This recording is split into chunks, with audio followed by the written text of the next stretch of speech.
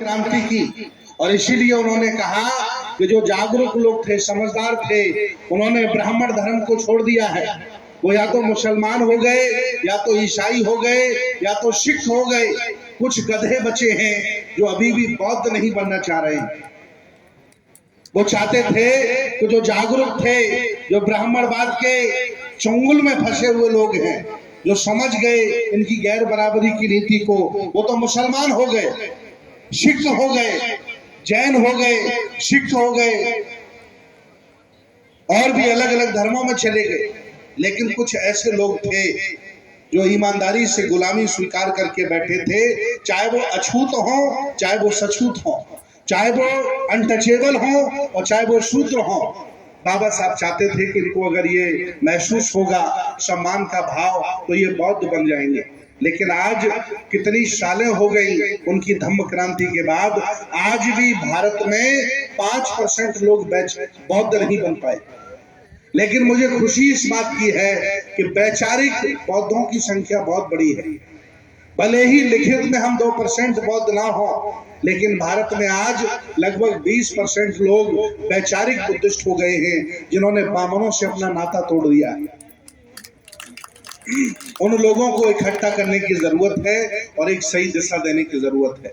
ये कार्यक्रम बहुत महत्वपूर्ण है। कार्यक्रम में जो मुद्दे उठाए गए, जिन पर चर्चा हुई, उसी से संबंधित मैं एक बात और करूंगा कि जिन्होंने हमें बांट करके लूट लिया, देश पर कब्जा कर लिया, वो लोग पहले धम्म का सम्मान करते हैं, वो लोग पहले धर्म का सम्मान करते हैं, फिर बुद्धिजीवियों का सम्मान करते हैं, इसके बाद उनके प्रचारक आते हैं, इसके बाद कहीं आम आदमी आता है, नेताओं का चौथा नंबर वहां आता है।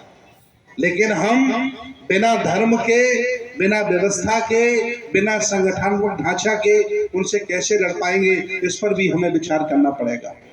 वो लोग व्यक्ति को महत्व नहीं देते, वो लोग संगठन को महत्व नहीं देते, वो लोग विचारधारा को महत्व देते हैं।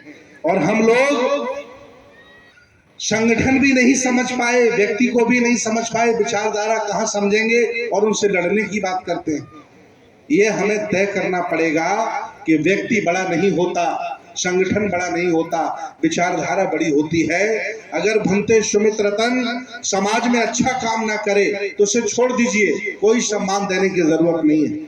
ये नेताओं को भी कहना चाहिए आकर के मंच पर कि अगर हम समाज के लिए अच्छा काम ना करें तो मुझे वोट देने की जरूरत नहीं है। हम विचारधारा के लिए काम ना करें तो हमें सम्मान देने की जरूरत नहीं है। हम लोग जब तक व्यक्तिवादी बने रहेंगे, एक संगठन से प्यार और दूसरे संगठन से नफरत करते रहेंगे, न कभी हम शासक हो पाएंगे, न कभी बौद्ध में भारत ये बन सकता है। इसलिए मैं चाहता हूं इस दिशा में भी आप लोग विचार करें। और दूसरी सबसे बड़ी बात है, मान्यवर कांसीराम साहब ने आज जो कार्यक्रम मंच आप देख रहे हैं ना, ये उन्हीं की परिकल्पना कि सभी लोग हों और सबको साथ लिया जाए और सबके साथ मिलकर सुख दुख से आगे बढ़ा जाए, उसकी ये परिकल्पना है। राजा रामानंद जी के मन में, आदरणीय धनगर जी के मन में ये थी, उन्होंने करके दिखाया।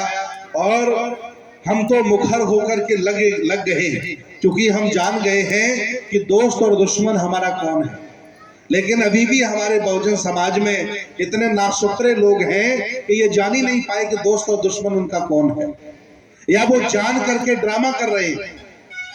भाई भंते सुमित रतन जान गए हैं कि इस भारत में दोस्त हमारा कौन है और दुश्मन हमारा कौन है, और मैं अपनी लाइन खींच करके काम भी कर रहा हूं। लेकिन हमारे ही लोग, जिन्हें बाबा साहब के संविधान की वजह से रोटी कपड़ा मकान इज्जत सम्मान शौहरत मिली है, वो लोग ये तय नहीं कर पाए हैं कि उनका दोस्त कौन और दुश्मन कौन है। ये उन्हें तय करना पड़ेगा और अपने लिए ही नहीं, आने वाली पीढ़ी के लगना पड़ेगा। 2025 में आरएसएस को 100 साल पूरे हो रहे हैं।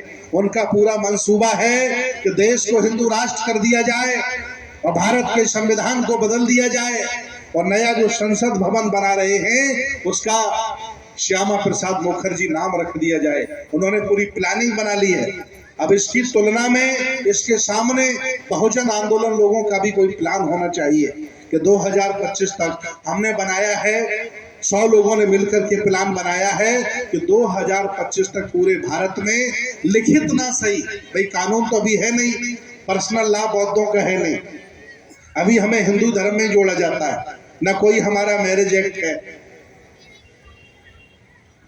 तो हमने मन बनाया है कि 2025 तक पूरे भारत में घूम घूम करके कम से कम 25 करोड़ लोगों को बौद्ध बना दिया जाए, ताकि ये कहना बंद कर दें कि भारत में हिंदू ज्यादा रहते हैं, इसे हिंदू राष्ट्र बनाया जाए और बौद्ध बना दिया जाए, और तभी जाकर के बाबा साहब के सपनों का भारत बनेगा और इनका ये कहना बंद होगा कि भारत में हिंदू ज्यादा रहते हैं, हिंदू राष्ट्र बनाया जाए।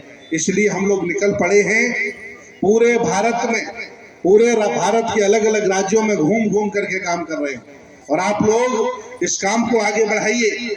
जो लोग राजनीति का काम कर रहे हैं उनकी इज्जत करिए, उनका सम्मान करिए, उनकी आलोचना बंद करिए, उनको सलाह मशवरा दीजिए, वो राजनीति में आगे अच्छा काम करें।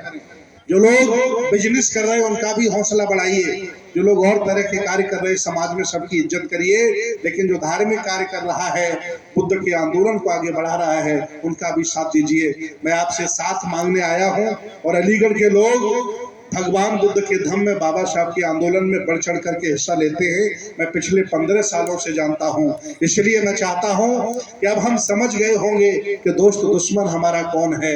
अब हमें काम करना है और मिलजुल करके लड़ना है। चाहे मध्य प्रदेश हो, चाहे उत्तर प्रदेश हो, वहां भी हक वंचित रहते हैं, असहाय कमजोर रहते हैं। उत्तर प्रदेश में भी हक वंचित रहते हैं, कमेरा रहते हैं। सबको साथ जोड़ करके आगे बढ़ना होगा, तभी हम आने वाली पीढ़ियों को सुरक्षित बचा पाएंगे। अगर अभी भी हमने अपराध कर दिया, अभी भी हमने गलती कर दी, तो ये देश, ये व्यवस्था आपके हाथों से निकल जाएगी, फिर गुलामी के सिवा कुछ नहीं बचने वाला है। बहुत बहुत धन्यवाद, बहुत बहुत साधुवाद।